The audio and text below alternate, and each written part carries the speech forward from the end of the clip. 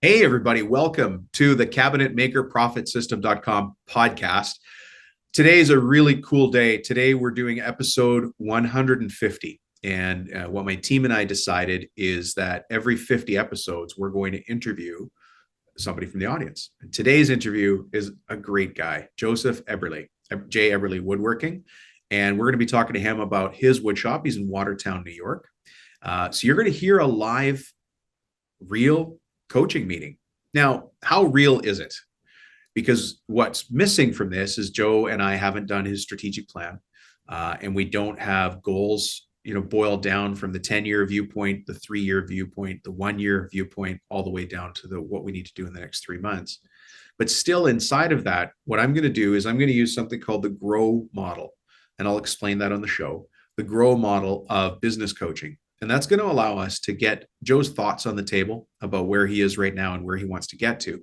And let's see what comes from this episode. Let's see what kind of actions we get to with Joe. So this is going to be very organic, very natural. We're just going to progress through the conversation and see what we're able to accomplish within an hour. This podcast will probably go for a full hour. Anyways, I hope you enjoy it. It's going to be a juicy one. Joe's a great guy, very, very nice gentleman with his heart in the right place to help people. And I think you're going to enjoy hearing from him. So let's get to the episode now. Thanks, folks.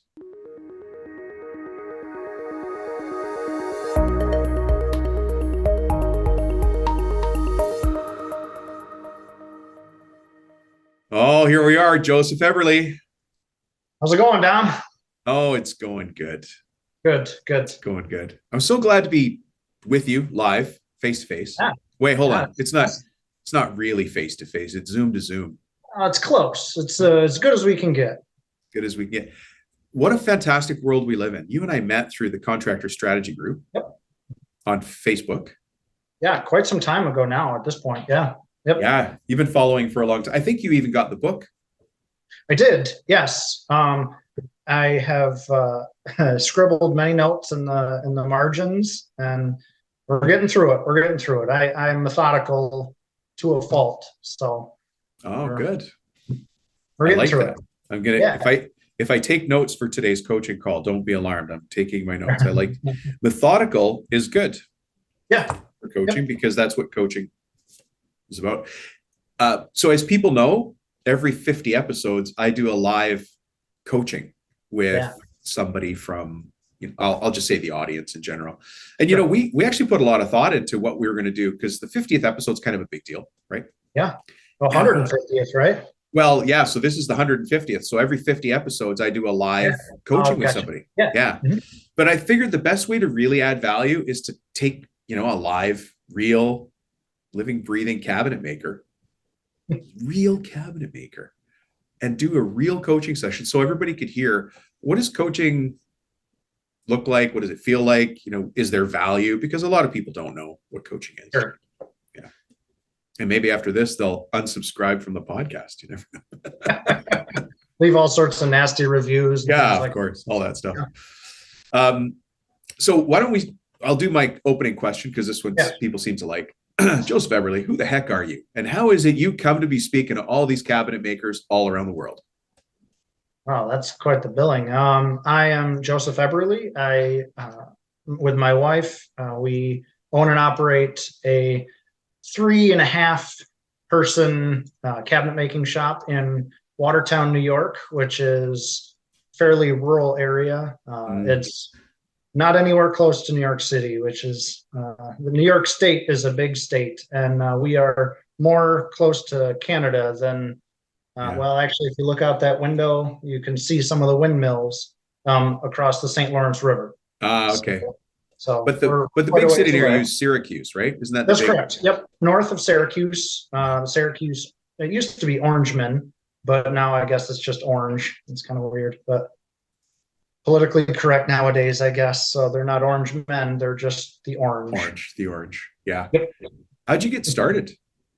So I was in a totally different industry, and I was climbing the ladder and was doing all the things. I got to a supervisor role, and I started kind of looking around that ladder and noticed I don't really want to be against the building that this ladder is purged again.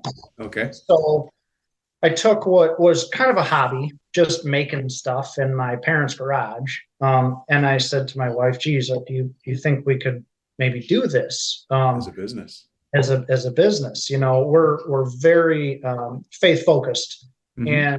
and we prayed we prayed a lot about it, and we thought, is God, would he have us do this as a business? And we said, well, let's give it a shot. And that was, I don't know, 6 or 7 years ago, I guess now, maybe a little more. And turns out he said yes. Year after year, we've been blessed with great growth for our area. I think we're doing pretty well. I hear some of the guys on your show, or the people on your show, and they shoot out crazy numbers of their sales, and then just, oh my goodness, that's incredible. Will I ever get there? Well, I'm not there yet, but I'm working on it. Yeah. And you know what? Maybe you never need to get there. Crazy numbers, doesn't mean success. Sure. Yeah. Yeah. Right. That's true.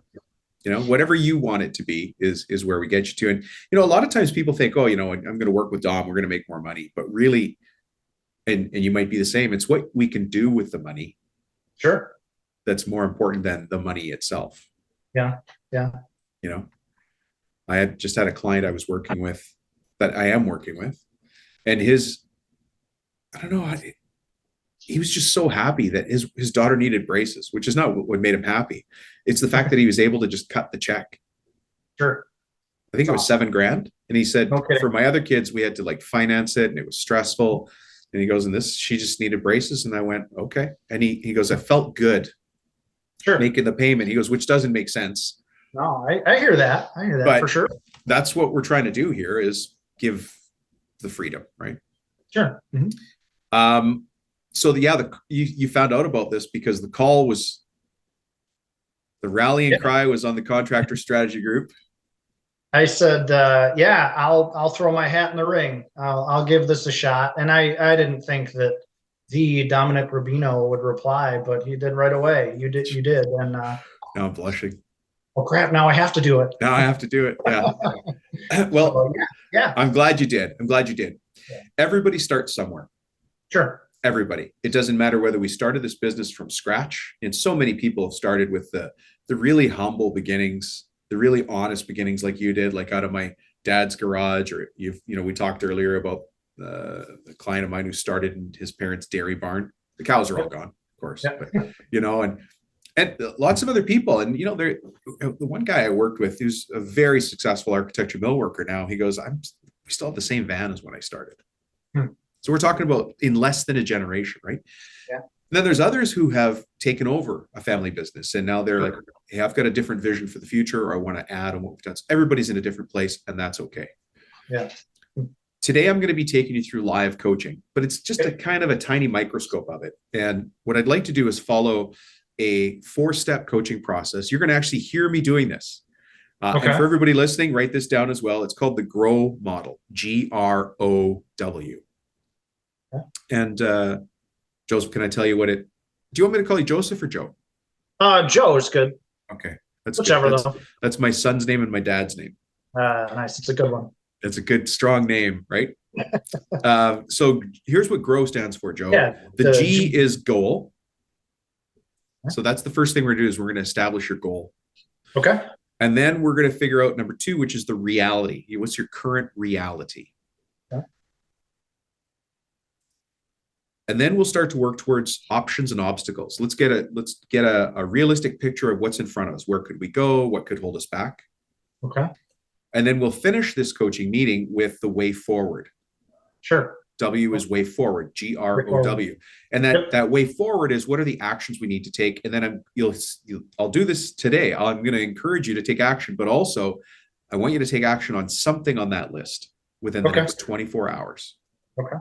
So for everybody listening, it's a Monday as Joe and I are recording. So it's even better. He's got a whole week. Yeah. Although we should be fair, the week that we're recording, it's Thanksgiving. So that's right. You really got 2 days here. 3 days. Yeah. All right. So let's do that, Joe. And you've given me a little bit of an overview of the company, and you and I have chatted a little bit beforehand, but I've also tried to maintain some distance so it's fresh and brand new. Sure. And again, for everybody listening, this isn't exactly what a coaching meeting is like, but it's a pretty good representation, starting from a cold start to getting some real actionable steps in place for J. Eberle Woodworking. You ready to go? I'm ready. Let's do it. All right, sir. So what's your goal right now? Well, so there's a couple different, I think. There's the short term. I like paying my bills. I like to be able to have enough cash in the account to pay what I owe people. That's kind of a big deal to me. Yep. I like doing that. So that's the constant. That's the here and now. Let's make sure cash flow works. In the 2 to 3 years, I have kind of a longer or mid-range goal, and it started about 2 to 3 years ago.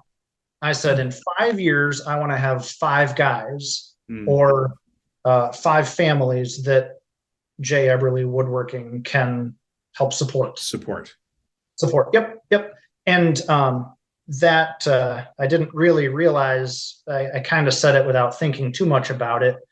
But my father said, and keeps reminding me, Joe, you got time's ticking. You gotta keep going, and he's encouraging and he's loving and he's Superman. That guy, my father, is just incredible. But he reminds me of the goal.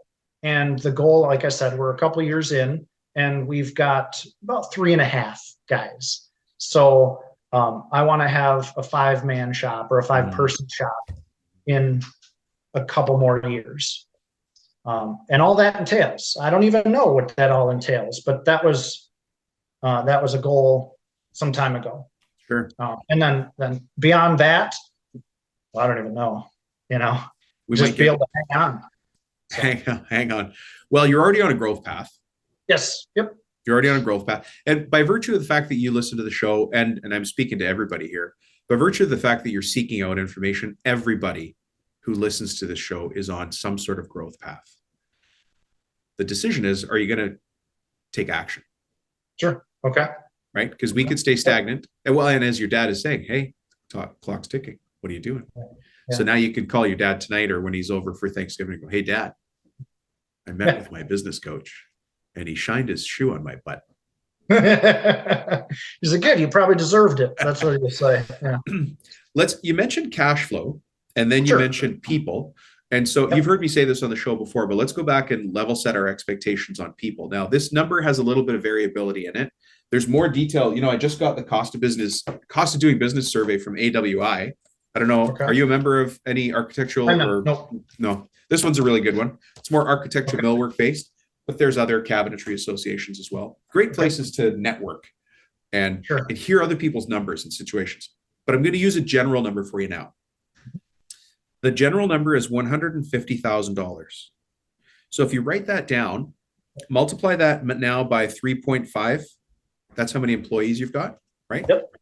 Okay, so if we go 150 times 3.5, that means your revenue now should be approximately 525,000. Mm-hmm. Are we in the ballpark? No. Okay. So then that's a number we need to work towards. Yep. But the real number that's pulling us forward, and it's nice to be pulled forward versus pushed. Okay. Yep. Being pulled forward puts you in a control position. You're actually looking for that clarity. You're trying to seek something out. When you're pushed, we tend to get a little frantic. So you want to be pulled towards us, which is good. Mm-hmm. So let's take that same number, 150,000. And I hope everybody on the line or everybody listening is doing the same thing. Multiply that by, you wanted 5 guys. So multiply that by 5 people. So 150,000 times 5. For people who are really good at math, this part of our interview is extremely painful because they can already do it in their head. So that's $750,000.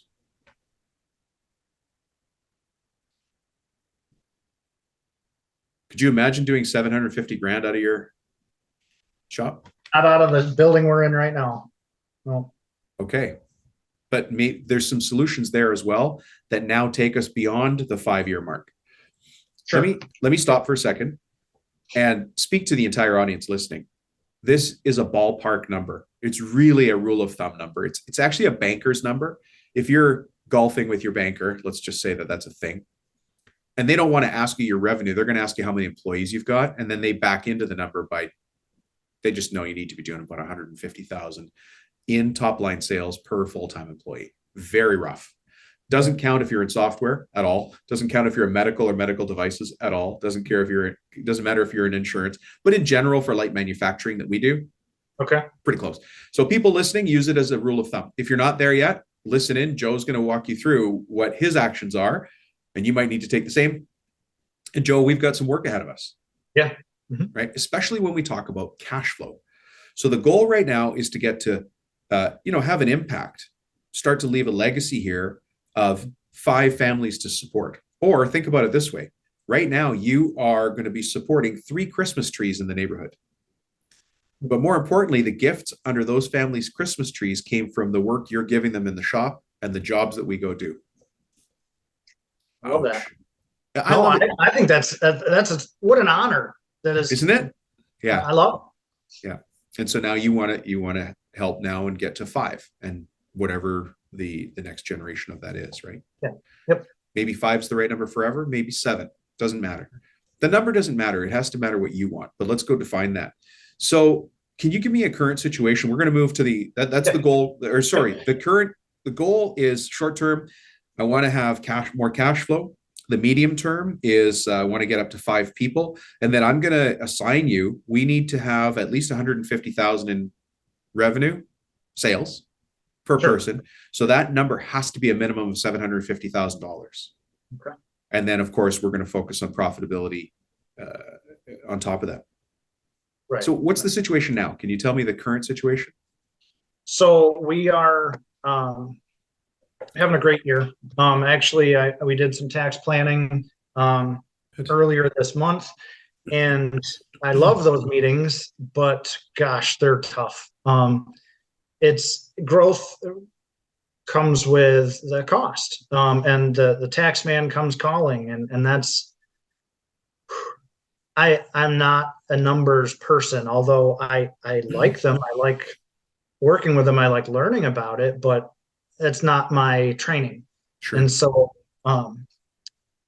planning, I rely on other people. Yep. And they do a great job, I think, so far at least. But currently we're going to hit about 320. That's where we're projecting we're going to land. Okay. And it's certainly not the 150 or the 525 that we should be at with 3.5 guys. But I feel pretty good about that. We've been able to have a profit, like I don't want to just make myself a job. Right. I want to be profitable. I want to be profitable, Okay. and we're able to start seeing that. We've reinvested a fair amount of money back into the business. And I love doing that too. That's a good thing. I like toys. I like equipment, and I know that's not always the answer, but it's a fun answer. But that's where we're at right now. We're paying our bills. We have a lot of ups and downs. Sometimes it's a roller coaster to try to navigate those waters, but we're doing all right. We're doing all right.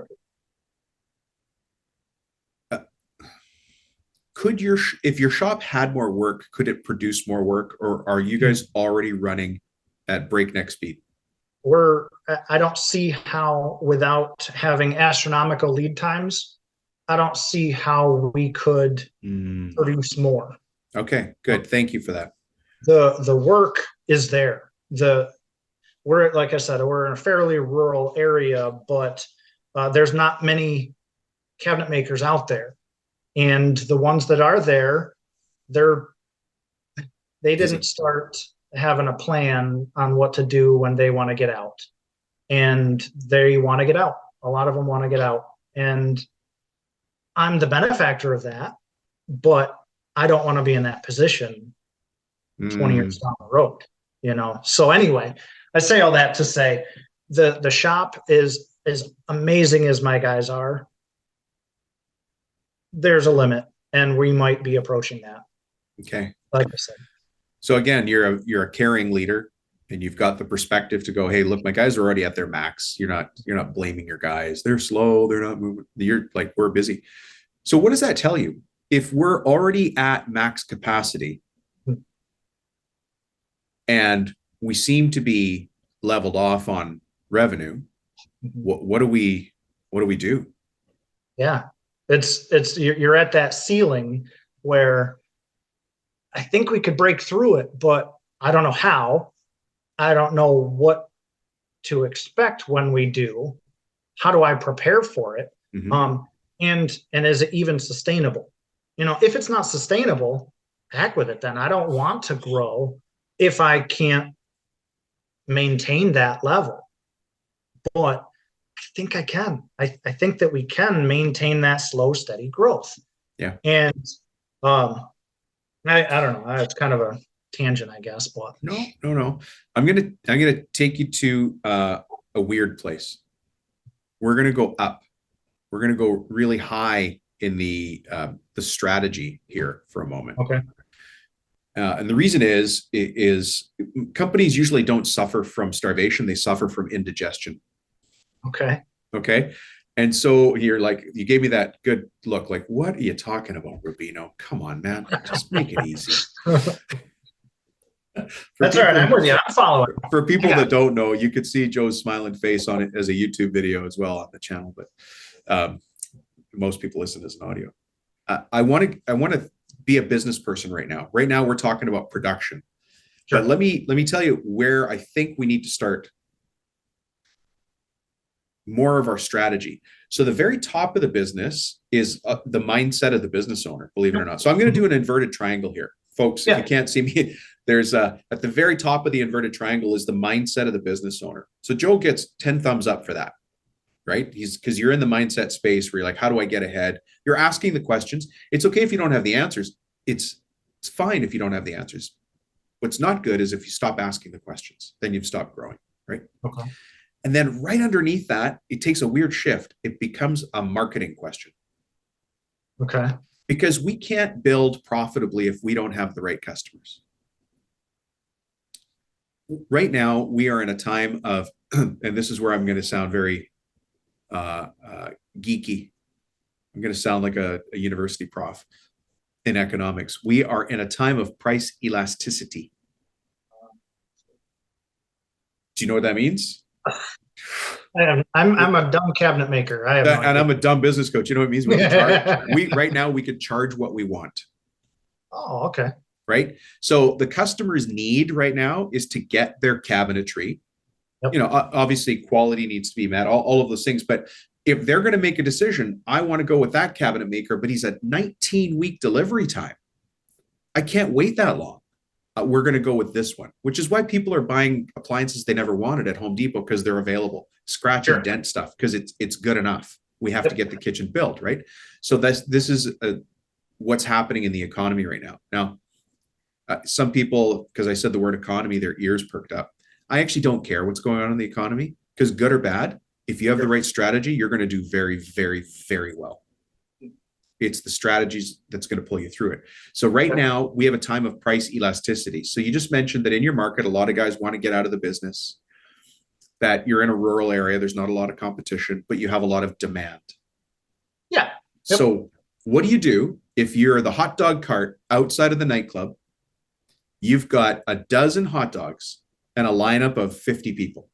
Do you still charge $3 or $5 a hot dog? No. And they're drunk anyways. You can charge them $12 if you want. Right? Jealous. I want to be in there. Yeah, I want to be in the nightclub. So we have a time of price elasticity. So again, the inverted triangle, the very first thing is the mindset of the business owner. The next thing is marketing. Like we have to proactively go out and get the right clients. And those clients have to line up very nicely with how our shop is laid out. Like, everybody's got a different equipment set up, how our guys are trained and what we can produce. So that you want to line those three things up like you're aiming in a scope on a rifle, right? Line those up. Yep. Then After marketing comes sales, which some people don't like to hear in this industry, because we didn't get into cabinetry because we like selling stuff. We get into cabinetry because we like building stuff. The smell of sawdust and the feel of perfectly sanded piece of wood and seeing a finished cabinet, like that's what we like, selling. But we do have to understand how to help the people who want our help, and that's helping them buy. Sure. Okay. Okay. After that comes operations. And so when we start our conversation at the operations level, which is truthfully where I pushed you, like, could your guys produce more? Yeah. Yep. It's okay, but we're stuck in that operational thing. Now we're just stuck in a circle. Sure. Operations, make my guys work faster, make my guys work harder, hire another guy. Well, not if we don't have the right business for the right customers at the right profit level. Okay. Right. And then after the operations, I could stretch out, but for the sake of time, I'm just going to say after operations comes all the administrivia, the contracts, the collecting the money, saying thank you to the customer, sending them a note card, all of that stuff comes afterwards. Okay. So I think where I'd like to see you focus on here is understanding your perfect client and understanding your numbers. Yep. Okay. Okay. Yeah. Like what are the jobs going through the shop? What's an average job going through the shop in terms of the output? What is it? Are you doing vanities? Are you doing coffee tables? No, we do as few small things as we can, right? So my ideal job is residential cabinets. We don't install. We're strictly shop guys. So we will. I'll sit down with the customer and we'll do the design, we'll do layout, we'll do all those things, and then I hand it to the guys in the shop and say, here you go. That ideal job, as far as I can tell, is kitchen cabinets. Occasionally a vanity.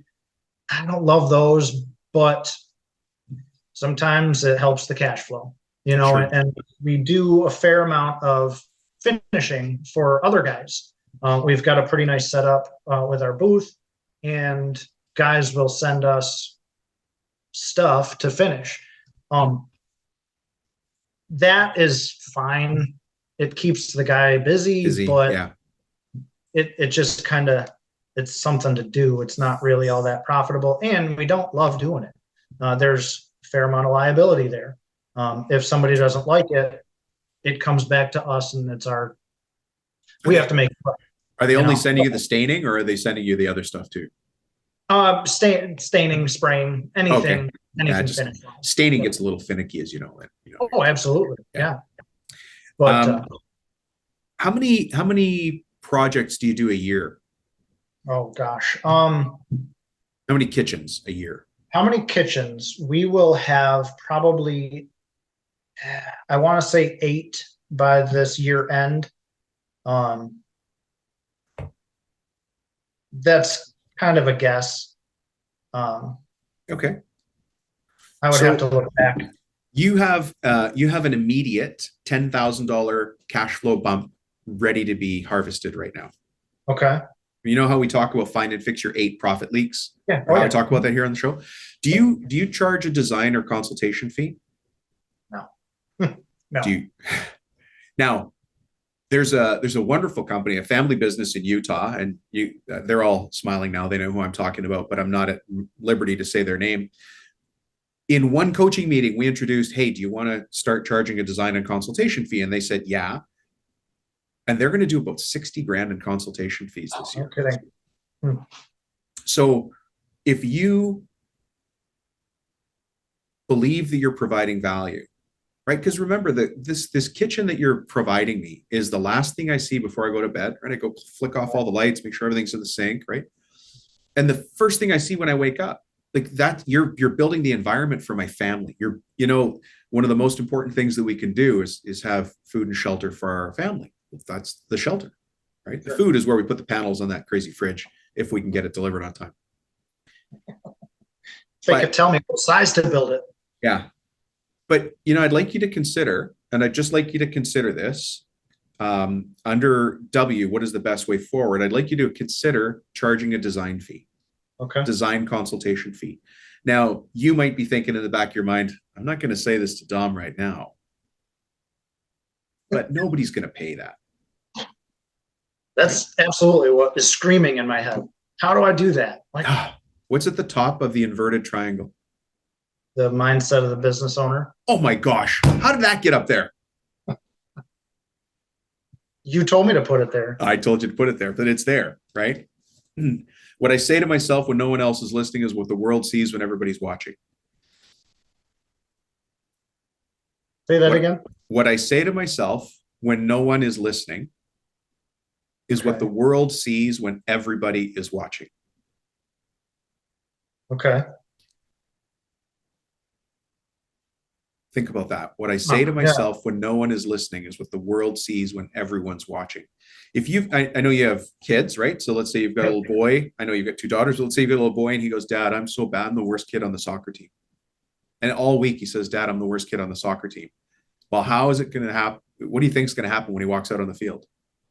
He's going to play like he's the worst kid on the soccer team. He's just a kid, but I want to draw, No, absolutely. That's what's going to happen. I'm the worst kid on the soccer team, and it's self-fulfilling prophecy, right? So I need to change my own internal language first. Now, this family business in Utah, all of their competitors do free estimates. Yeah. So what happens when you charge for yours? How does that now make you look? Yeah. Better. I don't know. Better. Yeah.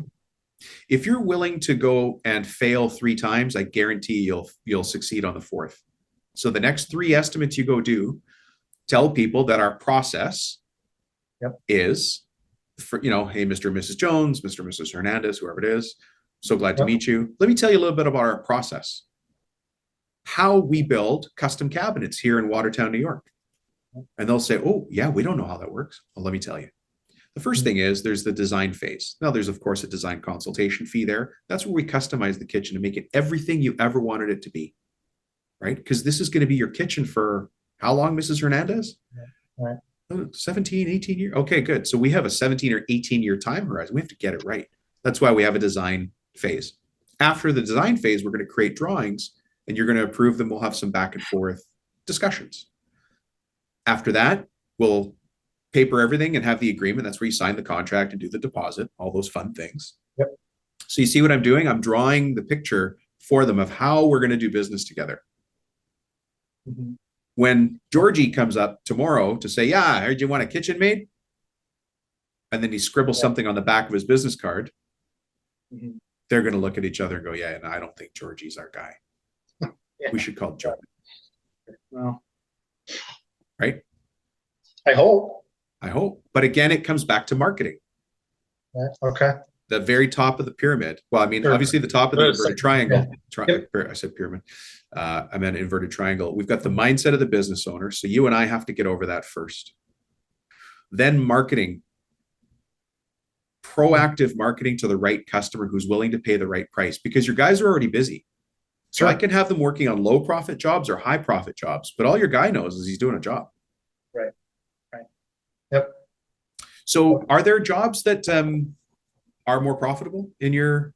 Absolutely. Yeah. We've fully embraced the end of job report. And actually I'm just going through. Love it. Yeah, no, it's awesome. I'm going through and kind of re-upping all those numbers, right? So a question on side comment on the DOJ. So when I calculate my labor costs, is that just what I pay out to the guys and all the ancillary stuff, the disability, all the other things? Is that it, or do I add in there other overhead costs? Can I put that there, or where do the overhead costs fit in the job? Particularly when Kyle's working on this job, Dylan's working on this job, and they're not all using the whole shop at once. How do I divvy those up? Okay, what a great question. Kind of tighten up that end of job. How do I assign those values? do you have, thank you. This is a fantastic question, by the way. It's all, I want to tell everybody this was not a plant, but that's so good that it, yeah. Yeah. Again, congratulations on your mindset. So when you have your estimating form, you've got materials as well, a line item, and then you've got labor as a line item. And labor, as you said, includes burden and all the soft costs that go with that, right? Do you have an overhead line item? Well, what I have been doing is I charge like the shop rate. And I would say, all right, Dylan had 12 hours on this job. Kyle had 4. So there's 16. And then I would multiply the 16 man hours by our shop rate. Mm-hmm. And our shop rate has in there heat, lights, and power, some sandpaper, all the stuff that kind of goes into all that. Is that the right way to do that? Yeah. In general, yes. You want to think about your shop as a man. And now I'm speaking to you and everybody else here. On January 1st, when you walk into the shop and flick on the lights, there's an hourly rate that gets charged for your shop being open. And it doesn't matter if you're using one corner of the shop or the whole shop. I'm using your shop. So, Joe, if I get you to build my kitchen, I'm actually renting your company. Okay. Yep. For in this case, you said 16 hours, right? I'm renting your company for, it doesn't matter how many hours, that many hours. I'm renting the company. And so I need to pay for that as an overhead cost. And if I don't pay for it, you do as the owner. Sure. Yeah. Yeah. So that's the first one, or I'm glad you caught that one. And then do you have a gross profit margin that you're trying to get? Yes. That in my overhead, or I'm sorry, in my shop rate has approximately a 30% profit margin. Sure. And I work it into that number. Okay. Then but allow me to ask, when we then add up materials and labor and shop rate, do you then apply a gross profit margin to the total number? I've started to, because I feel like we're crazy busy, but we're not making a ton of money. Yeah. And so I've added that in to the whole works. Yes, please do. How does that go through? Yeah. Do you use actually that's carried on to now, most recently on my estimating, where I'd put a blanket. Yeah, this is what it's going to cost me. I'll throw a couple extra bucks for a sheet of plywood, or per board foot is $4 a board foot. I'll charge $5, and then that dollar. It was just picking out numbers. It was totally random. And so that idea of adding a percentage on the whole picture, I kind of went into it backward, but doing that on the front side now when I estimate. Yeah. And we're just starting that now.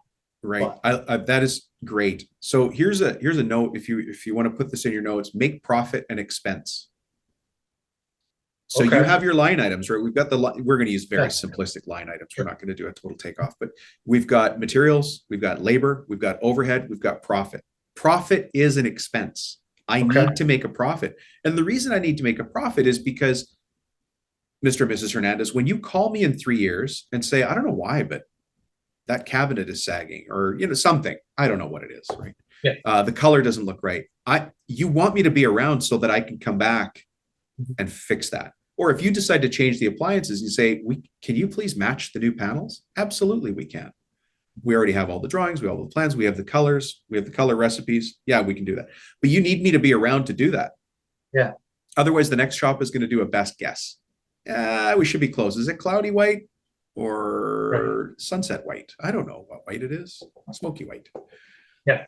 So we do need to charge that profit. So I'm glad you're doing that. Now let me go back again to the marketing question. Mm-hmm. And you're doing the end of job reports. Thank you for doing that. I'm so glad that you picked that up. Once you've done the end of job reports, do you know the Hernandez family versus the Smith family, which job you like doing the best? Which one I like doing? Well, which one makes you the most money for the effort in? Oh, absolutely. Yeah. I like Excel. And so everything I can compare, and I'll categorize each job as, was this a cabinet job? Mm-hmm. Was this a finishing job? Was this just millwork? Was it, what was it? And I can go down and see which category jobs are doing the best. kind of over time. And then I'm going to cut you off on purpose here. On the category jobs, I'm going to keep using the Hernandez family versus Smith. Yep. I don't know why. Can you tell me with certainty where the Hernandez family lives, like, and how you got them as a client?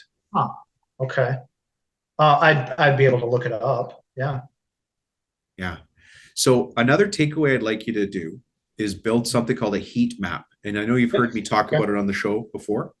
Yep. You just want to take all of those, and it sounds like you're pretty good with data and the visualization, so that's good. But take a map of Watertown, where, you know, or your general area where you do your work, and then put little dots on the map.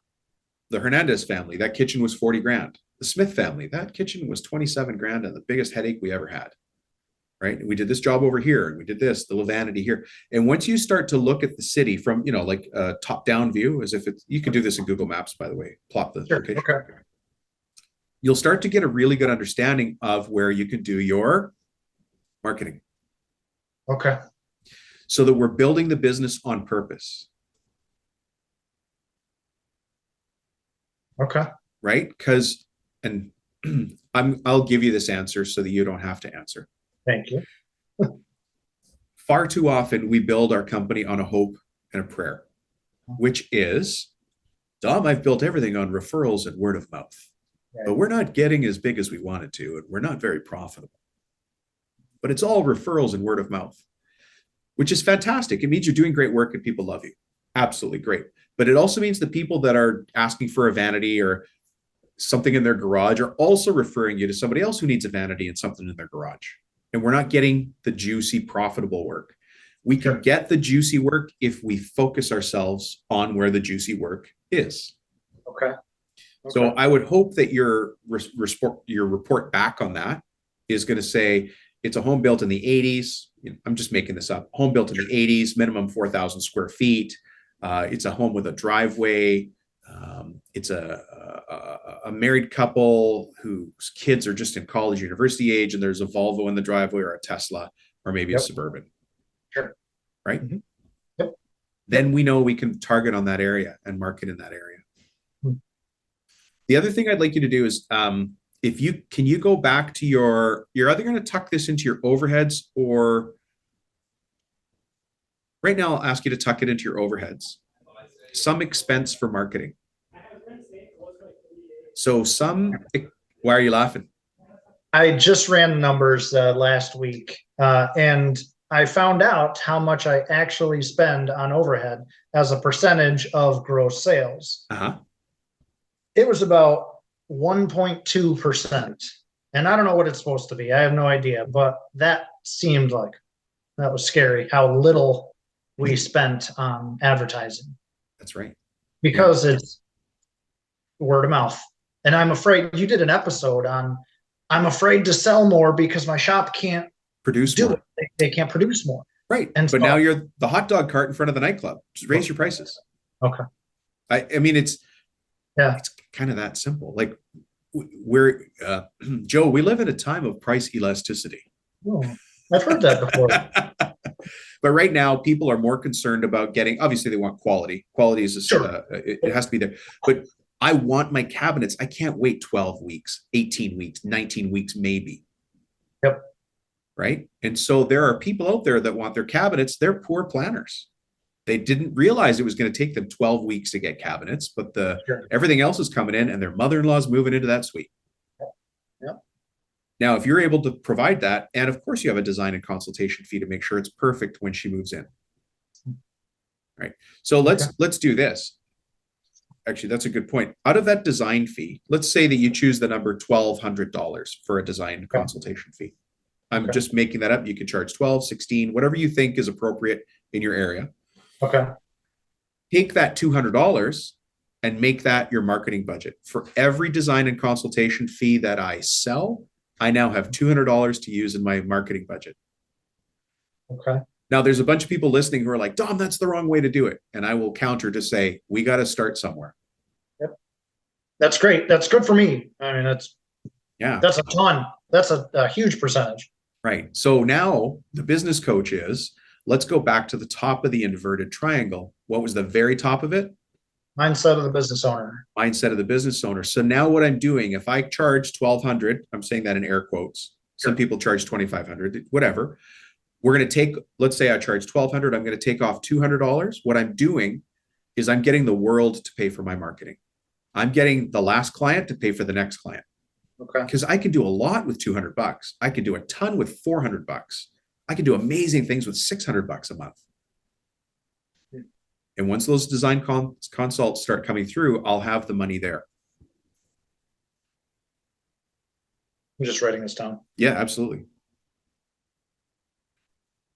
So right now we're just in R, Joe. We're in of the grow.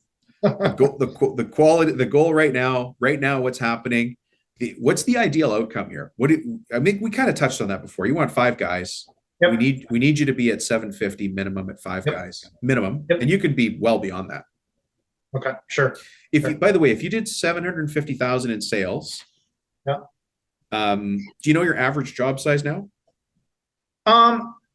Kitchens, I'm going to say 25. That's probably conservative. Okay, so let's do this. So I'm just going to take 750,000. Divided by 25,000. I'm doing this on purpose. We know how to do this in our head. That's 30 kitchens in a year, right? 30 kitchens in a year. If you were charging a $1,200 design consultation fee, you just brought in another $36,000 into the business. Okay. That's 36 grand. That's, by the way, a lot of people are like, oh, my wife's got to work in the business so that we can, but she really wants to stay home. Well, there's her 36 grand. Just start charging design consult fees. That's at $1,200. You can make the number what you want. I see the smile on your face. I love the idea of my wife not having to work. Yeah, that's would be awesome. She might have another goal, but I'm being very careful here because I've learned that I can't tell my wife her goals. That's what I've learned. Oh, I see. I should write that down, actually.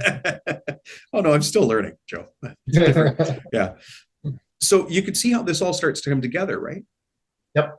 But the mindset is, it starts with that question: how can I make what I want come to life? Okay. And in fairness, you're great at being a cabinet maker. And so I'm glad you raised your hand and said, yeah, I'll do the coaching call with Dom. We're on the second stage of the coaching model, and we've already got some meat. We got good stuff. Yep. We've got good stuff, right? So far I have charge out my shop as a man. I'm glad you're doing the overheads, design fees, end of job report, focus on the heat map, which is, that the goal of the heat map is to identify both the low value and the high value areas. Wow. How many minutes into this meeting are we? I think we're half an hour. That's awesome. Isn't that great? We're not done. That's good stuff, even if we were done. Yeah. But there's so much. Well, and the reality here is you can only do so much.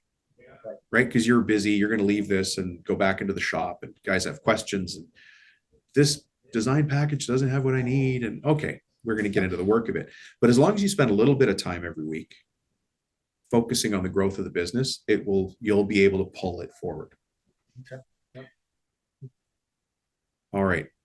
So let me just go back and where we are. So the goal right now, we've established what our current situation is. Correct me if I'm wrong. It sounds like we're busy, but we're doing a mishmash of work. We're not focused on high value, meaning high profit work. Yep.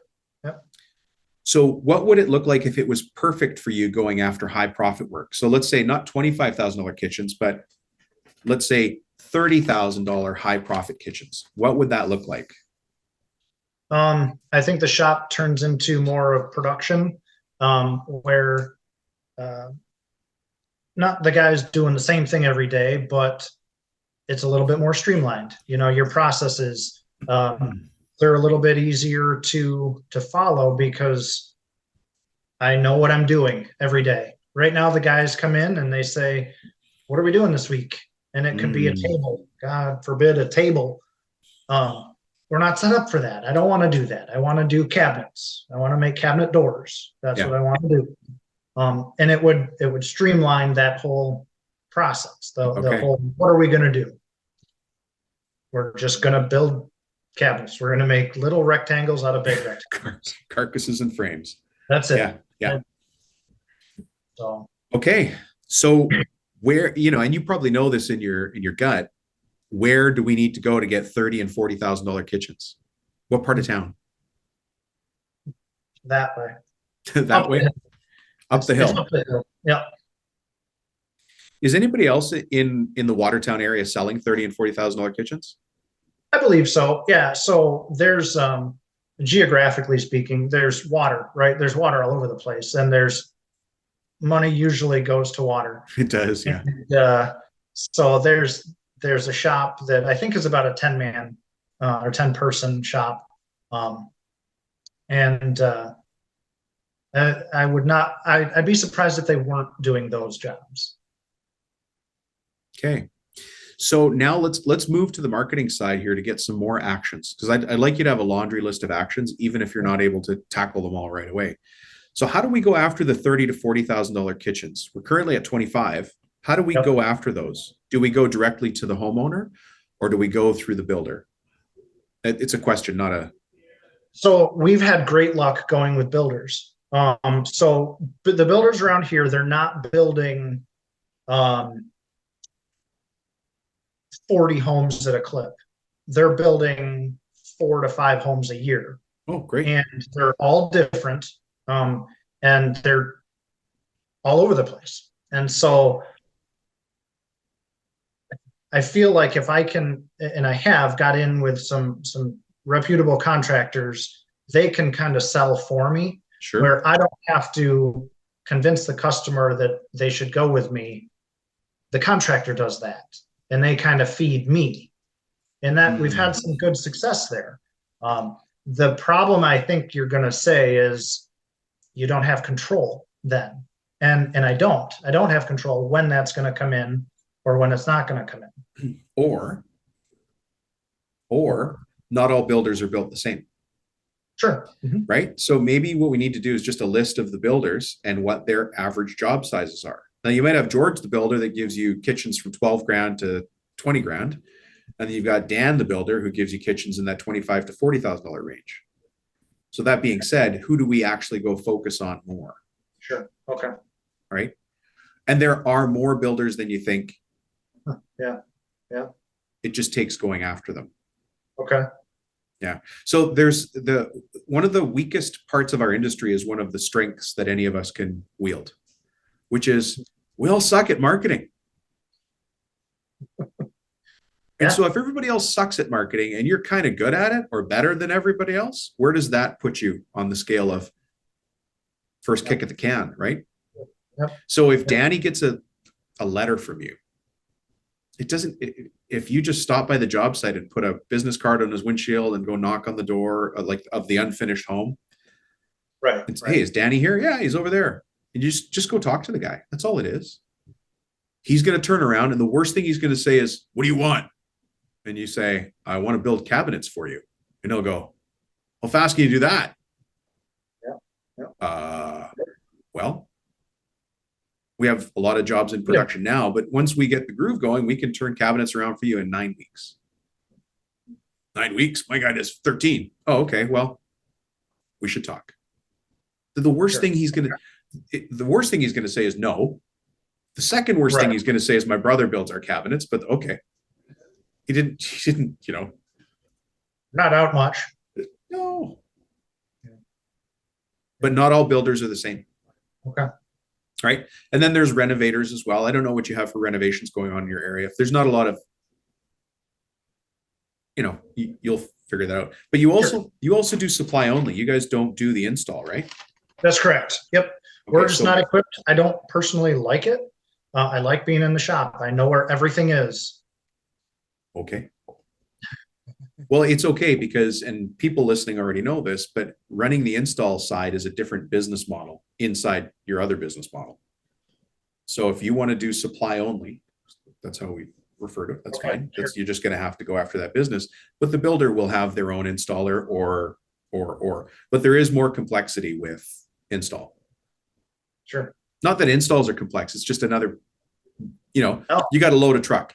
You got to right. put a guy on the truck. He's got to go to the job site. He's got to do that work independently on his own and still do the quality and then come back again and say, give me another job. And Right. yeah. So I think here we've got, remember the inverted triangle mindset. You got 10 thumbs Yep. up I gave you. It really sounds like we've got a marketing push that we need to do here. We need to get intentional about marketing to high value builders. In your case. Now, builders aren't going to pay the design fee, by the way. Maybe they will. I don't know. They might. Depends how good a salesman I am. That's right. But, are you willing to go out and knock on the door? I say proverbially, knock on the door of builders and renovators. Okay. What, how do I be able to handle the work? Because I think it'll come. The work will come. How do I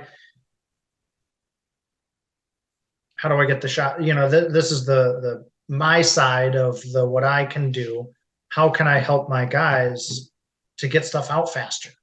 They do a great job, like we said before. Mm-hmm. But I kind of going into this meeting, I thought, which comes first, the chicken or the egg? Just the marketing or the ability to pump out work?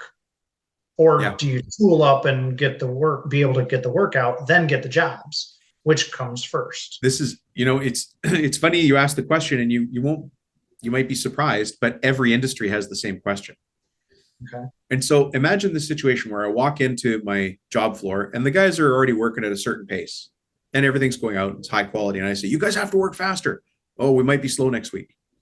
There's kind of resistance, or kind of, as soon as I turn around, they'll be like, Rubino, probably read a book this weekend. Oh, listen to a podcast. Right?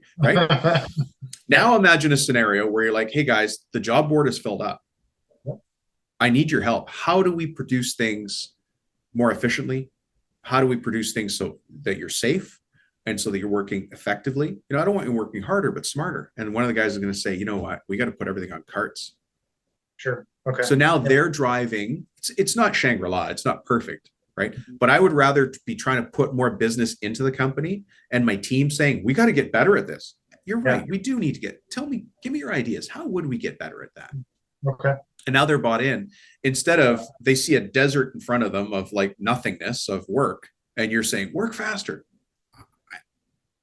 I'm not really bought in. Got it. Yep. Right. It's kind of, it would be academic at that point. So if you push more business in, you will find a way to produce it. Okay. Yeah.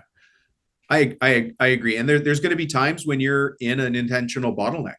There's going to be times when your edge bander can't keep up.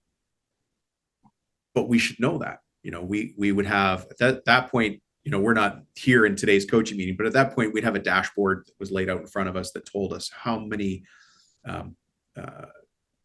pieces were getting edge banded, what the edge bander usage rate was, what the edge bander maintenance is the edge bander starting to burp and spit? Sure, right. How many glue pots can we go through before we realize this thing's on its last leg? All of that stuff. Sure. Yeah. But that would start to flicker. And then you slowly make the changes. You wouldn't want to start from scratch and just say, let's build a 25,000 square foot facility and see how it goes. Right. I mean, you could. You could. My wife wouldn't allow that. No, I'd get the crazy phone call. Hey, Dom, could you get on a plane? Could you come down? Just have a few questions for you. Yeah, just one or two questions. Yeah. So I think that you're asking a wise question, but I would suggest that we again, inverted triangle, start with the marketing, get that great customer. Okay. Obviously make sure we're taking care of them. And then, our sales process, then our operations process, which is actually I'm glossing over a lot of stuff when I say operations, but then administration and continuous business. So how we're nurturing past customers. Okay. Let me stop for a moment and let me get the action list that you've put together, and then together let's prioritize the list. How's that? Okay. Yep. Okay, so I'll take notes. What have you got for your action list? So, well, there's, I wish you could see my paper. It's all over the place. Um, so I need to, in my spreadsheets, right, all over the place in both Excel, or I'm sorry, both estimating and the EOJ. I need to make profit at its own expense, right? Add that in right off the bat. There's one thing. I need to make a heat map and locate geographical locations on where to target my marketing, my marketing efforts. One note just says overhead. I don't even know what that means. So I need to somehow, I'm struggling with this one, but the design consultation fee, I think I need to rewrite our sales process and tighten that up. You know, in my head, I have how I normally do things, but that's got to be revamped to include the design or the consultation fee.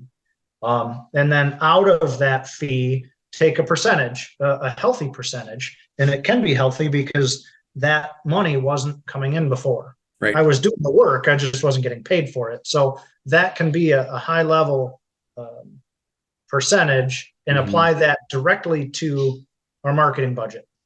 Nice. Right out of the design consult fee. The next thing action on the action list would be to go after the high value builders. Some I know, some I don't know. One of the things that I cling to is I don't even know what I don't know. And so that's just getting out there and seeing who's building that home that looks like a mansion, you know, who's doing that, and do some homework on that and find those and go after those. And again, fine tune or tighten up the marketing strategy to be as specific as possible. This is the kind of car that my ideal customer drives, you know, and if they have this type of X, they're probably going to be my kind of person. Right. Find that and then just push for more business, not necessarily blow the doors off my current shop and build another one. It's make the demand for business such that you have to do that. But first thing is marketing. Get more business through better marketing, More business. Profitable business. We want more profitable business, not just more business. Okay. And I'm glad you're doing the EOJs for that. Yep. Right. And then use that as a tool to your team will want to be more efficient or effective, because if they see themselves facing a mountain of work, they're going to be the first one saying X, Y, or Z, right? Like, we got to change this. We got to do something different. Right. Yeah.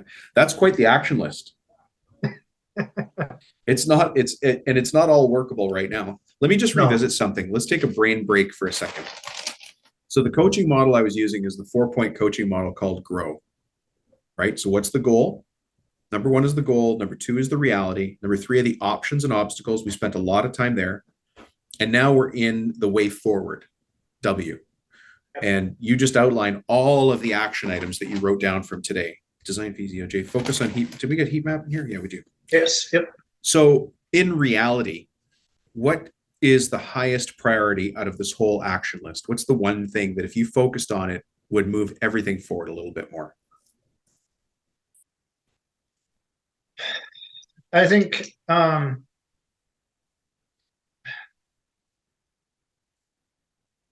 me personally, I think I have to start small and get some momentum, like the snowball, where if I try to move the biggest one, it's not going to work. But if I start small and roll a small ball down the hill, it'll get momentum and get bigger. So I think I have to do just getting out there and talking to folks. I can talk people's ears off. Geez, I bore the crud out of the neighbors. But I think that that's what I got to do. So number one, marketing fine tuning, go and talk to builders. Yep. Yeah. I know a big one, and this is a big one for me, is figuring out how to charge that design consult fee. That's a tough pill for me to swallow. Mm-hmm. I'm not there yet.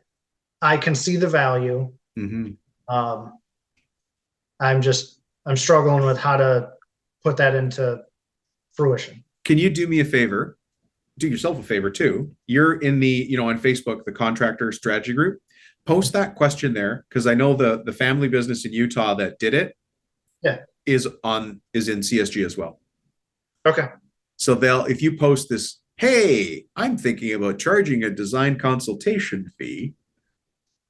Has anybody been able to do that? I'll bet you they weigh in, and if they don't, I'll mention them in there. Well, it's a closed group anyway, so there I'm a little more comfortable sharing that info for them. Okay, so great. Marketing fine tuning and design consultation fee. I think that's enough. That's enough for us to work on. But I want to add something to the marketing fine tuning, which is that heat map. If you can make that heat map a subset of fine tuning your marketing, because there's no use going and chasing. I don't want to call it bad business, because there's nobody's trying to be a bad client, but we have to identify who the perfect client is. And in this case, if it's a builder, we have to really just put together a list of those builders first. Okay. That's it. You can do that, this weekend, Thanksgiving's coming up, the next morning, cup of coffee, just get on the net and see who are the builders in town, who's won the building awards, who's won the renovator awards, who's active in the neighborhood. And just put the list together. Okay. Once you have the list, you have the power. Okay. Then you can prioritize the list. And you can say, this guy does $6 million homes. This company does $3 million homes. This company does $30,000 homes. Yeah. The priority becomes pretty easy then. Sure. Right? Okay. I can do that. Those two things will get you through the next phase here. It's not going to be instant, but I'll tell you, once you start getting, let's just use the number of the $3 million home builder. He's building homes that are in that $3 million range. I don't know if you have those out. What would be a high-end home in Watertown? That would be the ceiling. Yep. Okay, so good. So then we've got homes between 1 and 3 million. Who's building those? Yeah. Because they're getting built. People are always building these things. So we've just got to go find them and then go talk to the guy. But if you could talk to 10 builders who are doing homes between 1 and 3 million, imagine that one of them started giving you one of them started giving you $50,000 kitchens, and he built 4 of them next year. How much is that's? We're well on our way to the 750. You see how that just happened? We went from 350 to just right there. And you'll start losing the vanities and the other stuff, the fillers, right? The fillers are nice, but then your fillers get replaced. The fillers now become $25,000 kitchens, not. Yeah. Joe's like, what? Those are my good jobs. That's the best thing now. But think back, what was the first job you ever built? Like not who was it for, but who, what's a general picture of them, and how much was it? It was for peanuts. It was for my sister, but I built her a bedroom set, and I was pumped. Oh my goodness, the first paying gig, just getting out there, and my family is awesome. And geez, they just believed in us, believed that this could happen. And I built a dresser and a bed, a headboard, not even a whole bed, just the headboard, Well, there you go. And look at you now. Yeah. And a $50,000 kitchen is just more carcasses. Right. There's some complexity in there. Mm-hmm. Right. Yep. There's some complexity. Now you're not a closet designer. Not so much. Occasionally we'll do a closet. Of course, occasionally we'll do one for people, right? Since I'm here on site, since we're on site anyways, and we're measuring, can I measure that for you? Because that's just straight cut, right? Sure. Yep. Since I'm here on site anyways, and I noticed you're a gun collector, do you need a custom gun vault made? We can do that. since I'm here on, it's just Yeah. a fancy cabinet with locks, right? And Yeah. beautiful glass Yeah. and lighting. Yeah. Since I'm here on site, I notice you have 1,000 bobblehead dolls from every NFL player ever. Do you want a display cabinet for that? What? Yeah. Yeah. Yeah. And then the upsells happen, right? So then you can take a kitchen, a $50,000 kitchen, and it turns into a $75,000 total package just by asking. Now Yeah. we're working on one job, one project, Yeah. and we're adding high value, high margin work to it. Yeah. If you end up going into a house that has 1,000 bobblehead dolls, you got to take a picture for it. I'm getting out of there as quick as I can. That would actually be scary. Just the sound of all that tick back and forth. Yeah. All right. Do we have a way forward, Joe? I believe we do. We have a priority list. Yep. It's a pretty good priority list. What's missing now is, unfortunately, we're not going to, normally in coaching, we meet every 2 weeks, and I'm there to say, okay, what about this? And how did the conversation go with the builder? And Yep. say this next time, the scripting. But I think you've got what you need. Yep. Yeah? Yeah, definitely. Is this what you thought coaching was going to be like? I've listened to you a lot, and I want my money back, pretty much. Totally kidding. No. Totally kidding. That was good. I wasn't expecting that. By the way, the shows are free, so yeah.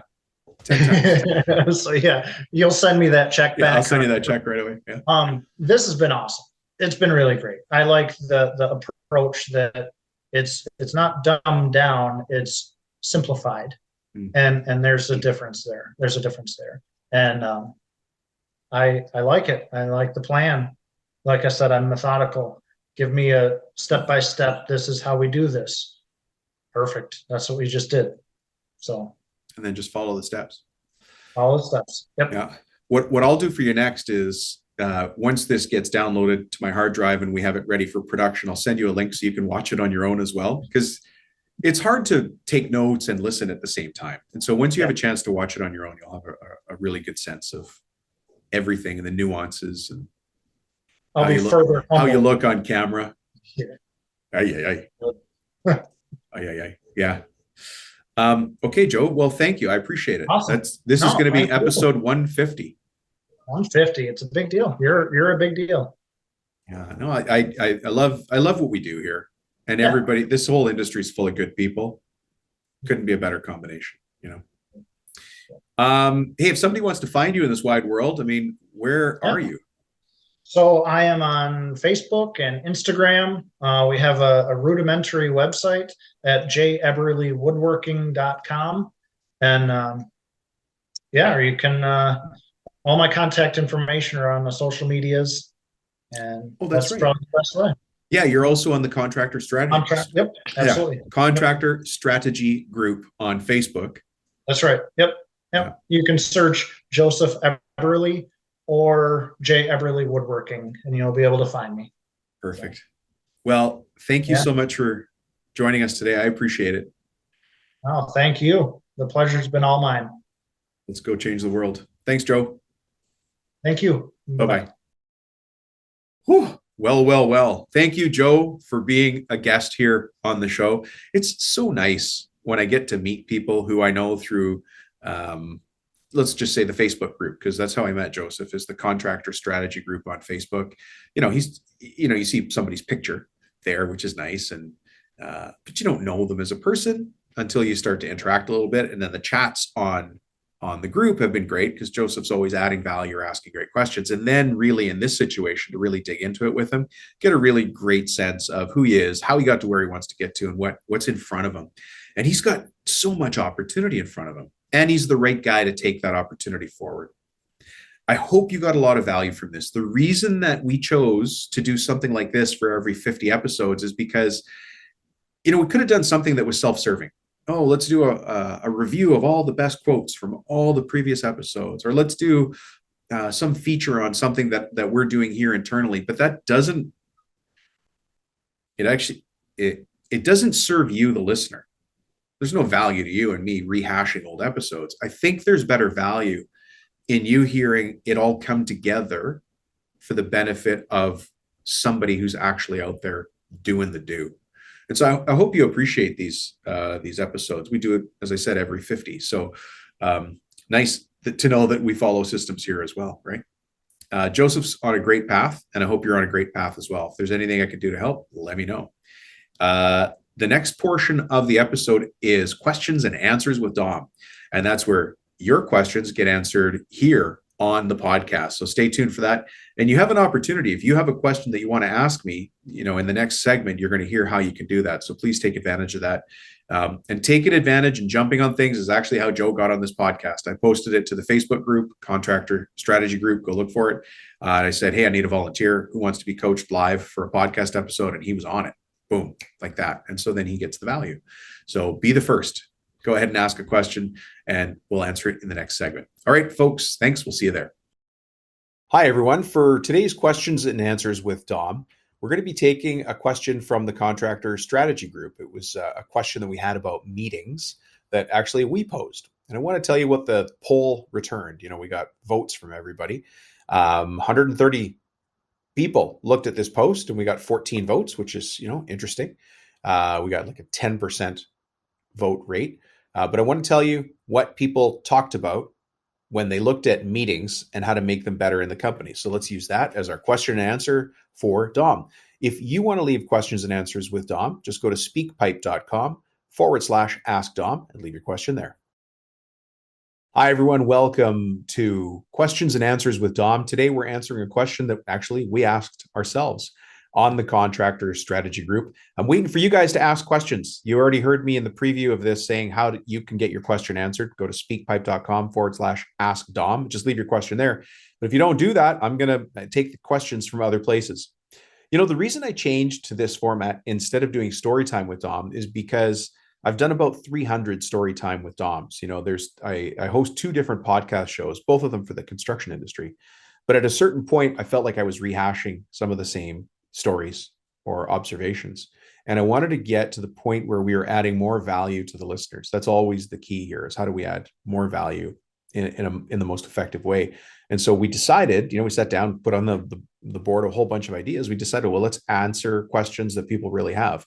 And so that's why we created this format. So please take advantage of it. If you have a question, if you've got something that's frustrating you, shoot me a message or leave it in the Contractor Strategy Group, but find a way to get it to me and I'll find a way to get it on the podcast.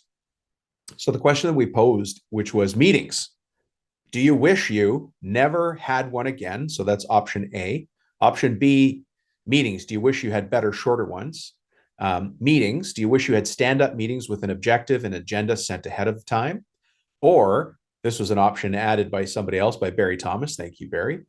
Meetings. Do you wish you had them catered with multiple dietary options and massages at the end? And he got a couple of votes on that one, which is awesome. But I'll tell you the one that got the highest votes is something that Rick Patak added in. 78% of people said they wish they could have meetings that were stand-up. So where you're standing up with an objective and an agenda sent ahead of time. 14% of the people wished they had better, shorter meetings. And look, I understand that meetings suck. Meetings can suck, especially if you run sucky meetings. So let's figure out how to not have meetings that suck. Rick brought up a great point. Have a stand-up meeting. So that means everybody's there and they're present. They're not lounging back in their chairs with an objective and an agenda. Meetings are for making decisions. I learned that from one of my clients who runs a large HVAC software company. Her name is Danielle Putnam. You've heard her on the show many times before. She says, look, meetings are for making decisions. We're not messing around here. And she runs a very large and successful HVAC software company. She understands the importance of having great meetings. So I want to tell you how to set up an agenda for these meetings. And I'm going to tell you the agenda for your very next meeting and the meeting you will have 2 generations from now in 100 years. And you might go, hey, Rubino, how the heck can you do that?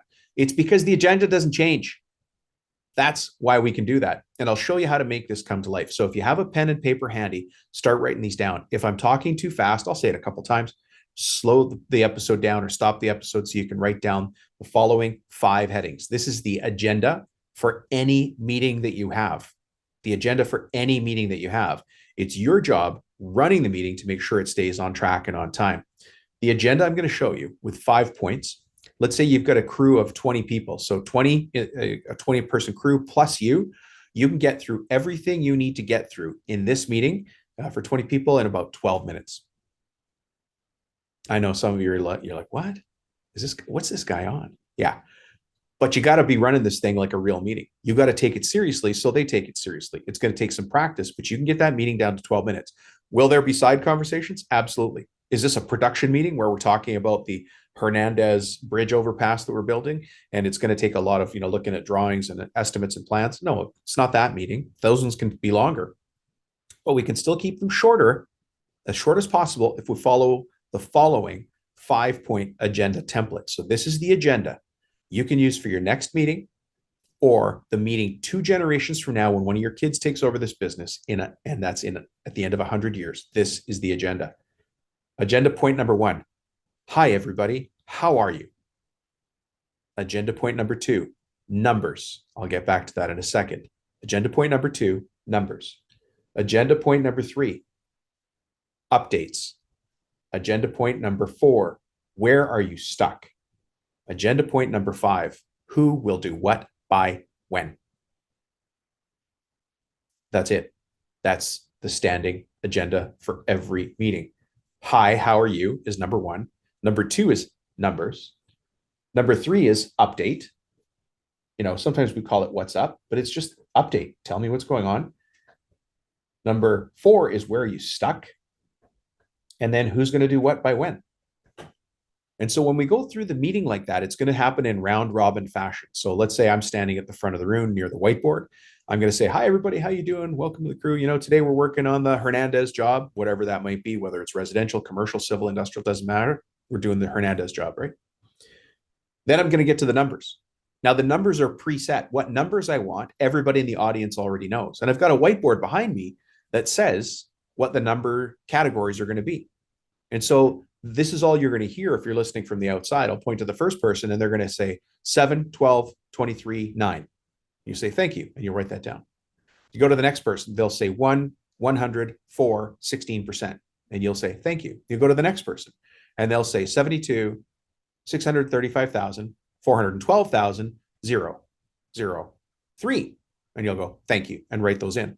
And so you'll go around the room. Everybody that has to report numbers in that meeting is going to report the numbers. Just a little quick side tip. If I'm asking people for numbers and they start telling me stories, the big red flashing light goes on. They are telling me BS. I don't want BS. I want numbers. We can get to the BS later. Don't get me wrong. I can spin BS like the rest of them. I just want the numbers during the number portion. You can get through all of those people very, very quickly because next section, after we've gathered the numbers and everybody can hear the numbers and everybody can see the numbers going up on the board, we all know operating the company what those numbers mean to a lesser or greater extent. Then we can say, hey, give me an update. And I go back to the same people in round robin fashion. Give me an update in 30 seconds or less. What's going on in your department? And let's say it's the custom finishing department. Great. Give me an update. What's going on in your department? And it's the custom excavation department. Great. Give me an update. What's going on over here in custom masonry? Excellent. Tell me what's going on over here in land development. Great. And so in 30 seconds, the land development group will say, you put a purchase in on a new lot that we should be able to subdivide into 3. If we get this, we'll be able to put up that 9 townhome complex that we're working on. Or they'll say, hey, we got the approval to use the elevator at the new condo that we're working on. It's locked out all day long, but we do have an opening between 12 and 1. It doesn't matter what the update is, but they've got 30 seconds to give you the update from their department, right? Then I go, where are you stuck? And guess what? I go round robin around the room again. Everybody says in 30 seconds or less where they're stuck. And then, because side conversations have popped up during this, I'm no dummy. Side conversations pop up. Jenny wants to talk to Jim. Jim's got a question for George. Okay, so I'll say, Jenny and Jim, let's not interrupt this meeting right now. Can you guys meet immediately after this and get that sorted out? Great. And then I'll say, Jim and George, can you meet immediately after that and get this thing sorted out immediately after this meeting? But I don't have to hold the other 19 people listening. That meeting's a separate meeting. They're just talking about one specific thing. That, my friends, is how you have better meetings. And Rick Patak added this question in there. Meetings. Do you wish you could have stand-up meetings with objectives and agendas sent in ahead of time? There it is, folks. 78% of you voted for that. Anyways, thank you so much for checking into questions and answers with Dom. I appreciate it very much so. And again, please If you have questions and you want answers, go to speakpipe.com/ask Dom. Leave your question there and we'll answer it here. Thanks, folks.